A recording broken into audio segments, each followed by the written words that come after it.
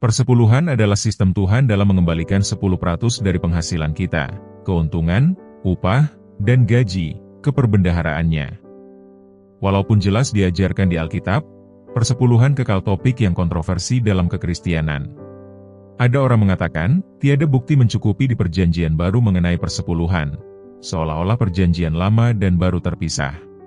Yang lain mendakwa bahwa persepuluhan adalah hanya untuk orang Yahudi, dan hari ini, kita dipanggil memberi segalanya kepada Tuhan. Tetapi secara praktik, mereka sering mengembalikan kurang dari 10% kepadanya. Dan ada yang lain ke arah bertentangan.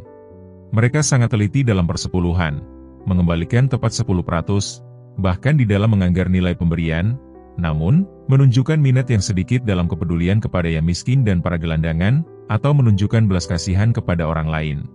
Dalam Perjanjian Baru, Yesus menegaskan bahwa kita harus melakukan kedua-duanya, setia mengembalikan persepuluhan dengan jujur, dan menegakkan keadilan, belas kasihan, dan kesetiaan. Dan Tuhan memberitahu Musa, segala persepuluhan dari tanah, adalah kudus bagi Tuhan. Selama berabad-abad, jutaan orang percaya melakukan perintah Tuhan, menguji janji-janjinya dalam Maleakhi 3 ayat 8 hingga 12, dan menemukan kesetiaannya.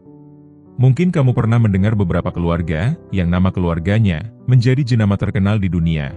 Heinz, Kraft, Wrigley, Hershey, dan Colgate. Tahukah kamu bahwa, mereka semua pemberi persepuluhan yang setia? Yesus menjemput kita melakukan hal yang sama, untuk setia mengembalikan persepuluhan sebagai tanda kesetiaan kita kepadanya, dan percaya kepada kemampuannya untuk mencukupkan. Bila kita melakukannya, Dia menggunakan sumber-sumber tersebut untuk menyebarkan Injil kekal hingga ke ujung bumi, dan mempercepatkan kedatangan Yesus. Dan kita sendiri, bertumbuh makin kuat dalam iman. Tanyakan, adakah perpuluhan saya benar-benar mewakili 10% dari semua berkat material yang saya terima? Adakah saya tertinggal apa-apa yang penting dalam pengiraan saya? Maka melangkahlah dalam iman, dan turuti perintahnya di dalam pemberian kita.